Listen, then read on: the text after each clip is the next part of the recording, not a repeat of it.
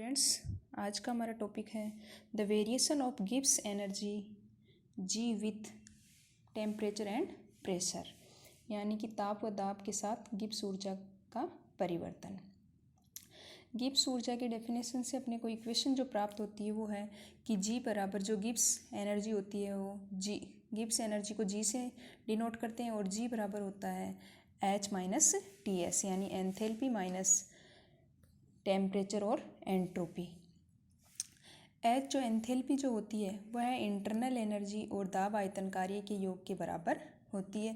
तो एच बराबर ई plus P V. इसके मान को अपन जब गिब्स ऊर्जा के समीकरण में लिखते हैं तो जी बराबर आ जाएगा ई plus P V minus T S. इसको अपन क्या देंगे, समीकरण 1। जब अपन इस समीकरण इक्वेशन 1 का अपन अवकलन करते हैं तो अवकलन करने पर जो नेक्स्ट इक्वेशन अपने को प्राप्त होगी वो हो जाएगी डी जी बराबर D E plus P D V plus V D P minus T D S minus S D T. इसको अपन देंगे इक्वेशन 2।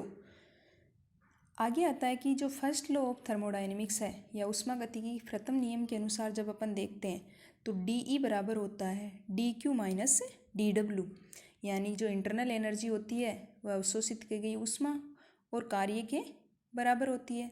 यदि किया गया जो कार्य है डी डब्ल्यू केवल प्रसार के कारण हो तो डी डब्ल्यू बराबर क्या हो जाएगा पी डी वी, क्योंकि प्रसार में जो किया गया जो कार्य होता है वह दाब आयतन के गुणनफल के बराबर होता है।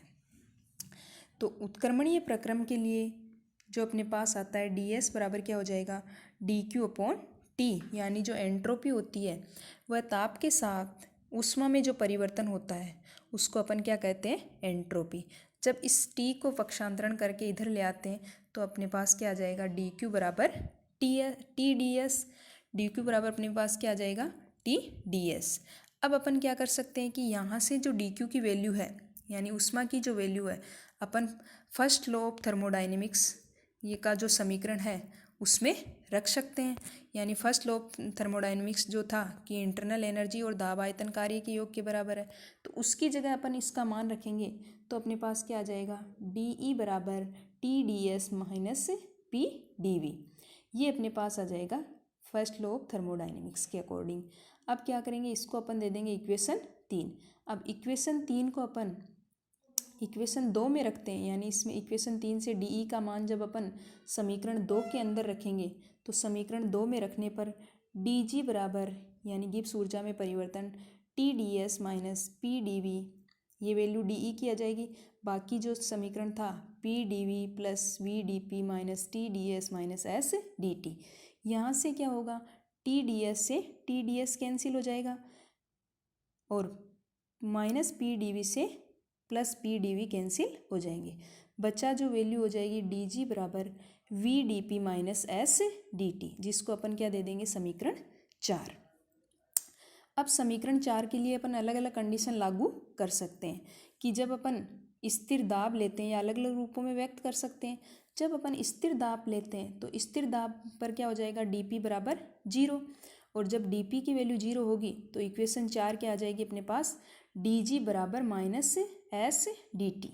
यहाँ से डी टी को इधर लेके आएंगे तो स्थिर दाब पर ताप के सापेक्ष जो गिब्स ऊर्जा में परिवर्तन होता है वह उसकी एंट्रोपी में कमी के बराबर होता है। तो इसको अपन दर्शा देंगे इक्वेशन 5 से। तो यदि एंट्रोपी सदैव धनात्मक होती है अतः ऋण चिन्ह तो यह प्रदर्शित करता है कि समदाबी प्रक्रमों में ताप बढ़ने के साथ साथ मुक्त ऊर्जा या गिब्स ऊर्जा में कमी होती है, यानी कि एंट्रोपी का मान तो हमेशा क्या होता है पॉजिटिव होता है, लेकिन यहाँ पर जो माइनस साइन है वह ये दर्शाता है कि जब अपन स्थिर दाब पर ताप बढ़ता है तो उसके साथ जो गिब्स एनर्जी होती है उसके मान में क्या आती है कमी आती है। और गैसों की जो एंट्रोपी होती है वह द्रव और ठोस पदार्थों की एंट्रोपी से हमेशा क्या होती है ज़्यादा होती है। अतः ताप वृद्धि के साथ गिब्स ऊर्जा में कमी की दर गैसों के लिए क्या हो जाएगी अधिकतम, क्योंकि गैसों की जो होती है एंट्रोपी अधिकतम होती है तो उसके लिए गिब्स ऊर्जा में कमी की दर भी क्या हो जाएगी अधिकतम। नेक्स्ट कंडीशन अपन लागू कर सकते हैं, अगर कांस्टेंट टेम्परेचर अपन लेते हैं या स्थिर ताप लेते हैं तो डी टी की वैल्यू क्या हो जाएगी 0, और इस वैल्यू को अपन समीकरण 4 के अंदर रखेंगे तो अपने पास इक्वेशन क्या आ जाएगी डी जी बराबर वी डी पी। अब डीपी को इधर ले आएंगे तो स्थिर ताप पर दाब के सापेक्ष जो गिब्स ऊर्जा में जो परिवर्तन होता है वह आयतन के बराबर होता है, यानी कि delta G upon delta P at constant temperature बराबर वी। इसको अपन दे देंगे समीकरण 6। तो सभी पदार्थ के लिए क्या होता है कि आयतन एक धनात्मक राशि होती है, अतः समतापी प्रक्रमों में दाब के बढ़ने के साथ ही गिब्स ऊर्जा में भी क्या होती है, वृद्धि होती है, क्योंकि दाब के साथ जो गिब्स ऊर्जा में वृद्धि होती है यह गैसों के लिए क्या हो जाएगी, सर्वाधिक होती है, या फिर गैसों के लिए इसका मान जो होता है वह अधिकतम होता है। नेक्स्ट है अपना कि variation of Gibbs energy with pressure for an ideal gas, यानी कि आदर्श गैस के लिए दाब के साथ अपन गिब्स ऊर्जा में परिवर्तन कैसा होता है। तो अपन ने देखा था कि जब स्थिर ताप अपन लेते हैं, यानी सेकंड कंडीशन लागू की थी इसमें, तो स्थिर ताप अपन ने लिया था तो अपने पास समीकरण क्या आया था कि डी जी बराबर वी डी पी। इसको अपन ने मान लिया समीकरण 1। अगर अपन सिस्टम का दाब है जो P1 से P2 होने पर उसकी गिब्स एनर्जी में जो चेंज आता है वह G1 से G2 हो, तो इस समीकरण 1 का अपन क्या करेंगे, इन कंडीशंस के बीच में क्या करेंगे, समाकलन करते हैं। और समाकलन करने पर अपने पास क्या आ जाएगा, समाकलन डी जी का G1 से G2 के बीच में और वी डी पी का P1 से P2 के बीच में। इसको अपन दे देंगे समीकरण 2। तो आइडल गैस के n मोल के लिए जब अपन n मोल लेते हैं तो V बराबर के आदर्श गैस समीकरण क्या हो जाएगा, PV बराबर nRT। तो V बराबर क्या हो जाएगा, nRT अपॉन P। यहाँ से अपन V का वैल्यू किस में रख सकते हैं, समीकरण 2 के अंदर रख सकते हैं। और इक्वेशन 2 से अपन देखेंगे तो क्या आ जाएगा, G2 माइनस G1 बराबर delta G nRT ln P2 upon P1। अब इसको ln को अगर अपन लॉगरिथम में चेंज करें तो 2.303 nRT log 10 P2 upon P1, ये आ जाएगा अपने पास समीकरण 3। अब इससे समीकरण 3 प्राप्त होती है। अब नेक्स्ट अपन देखते हैं कि जब आदर्श गैस अपन लेते हैं तो आदर्श गैस में क्या होता है कि P1 V1 बराबर P2 V2। तो V1 अपॉन V2 बराबर क्या हो जाएगा, P2 अपॉन P1। तो अपन क्या कर सकते हैं कि ऊपर जो P2 अपॉन P1 है उसकी जगह क्या रख सकते हैं, V1 अपॉन V2।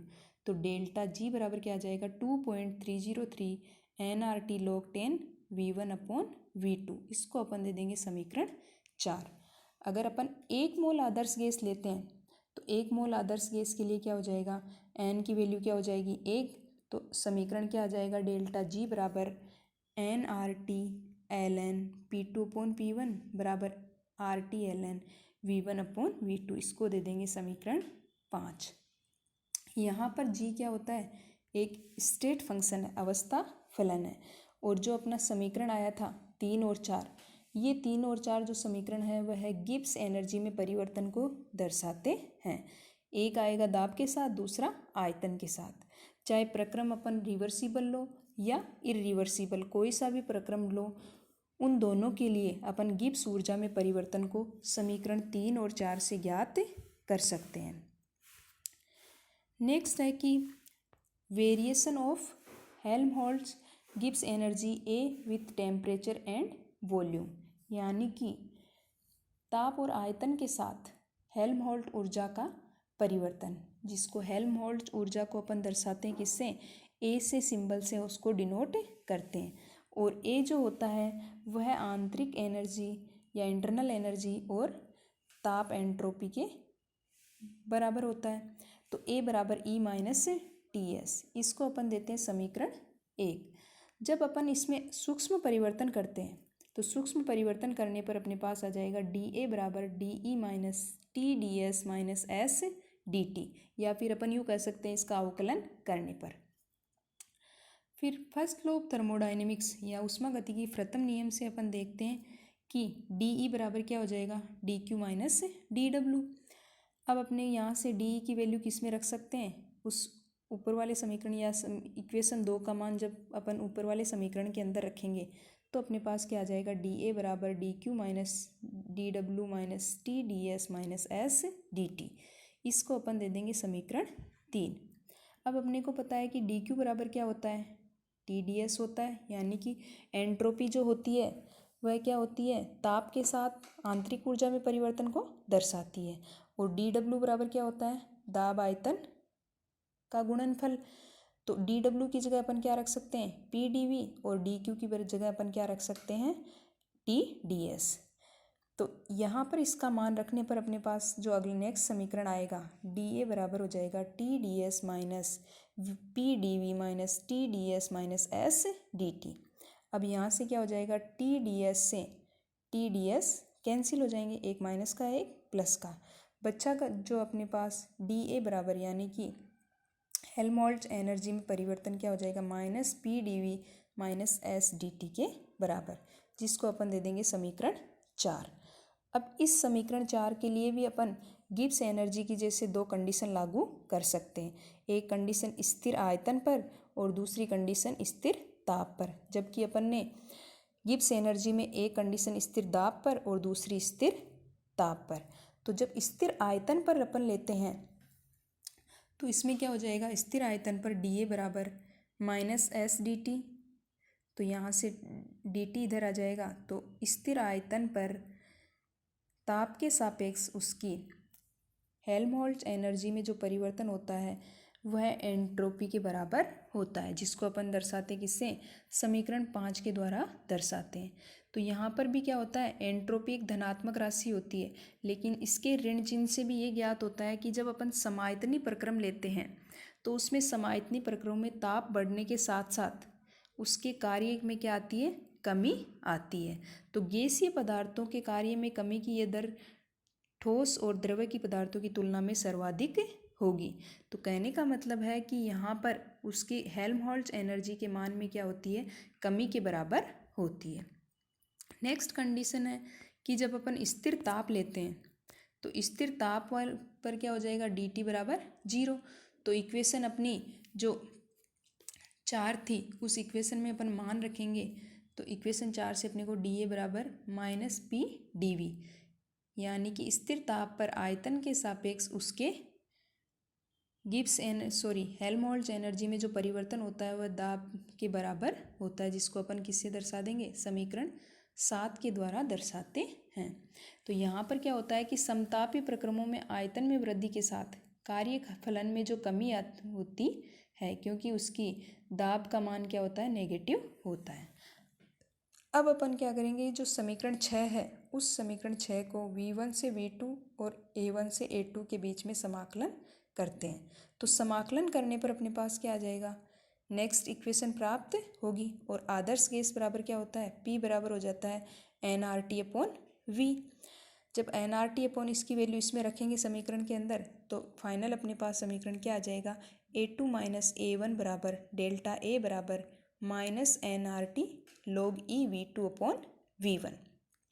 इसको अपोजिट लेके जाएंगे तो डेल्टा A बराबर 2.303 nRT log 10 V1 upon V2, इसको अपन दे देंगे समीकरण 8।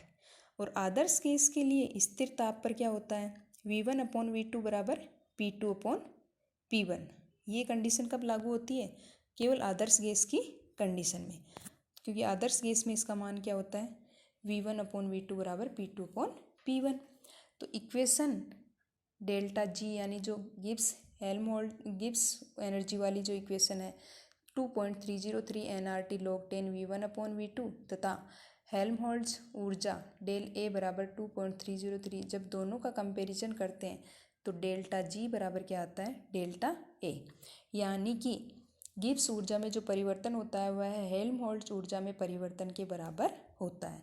केवल ये रिलेशन किस पर लागू होता है, आइडल गैसेज पर ही यह नियम लागू होता है, क्योंकि आदर्श गैसों में ही इन दोनों के मान क्या होते, बराबर होते हैं, अदरवाइज इन दोनों के मान बराबर नहीं होते।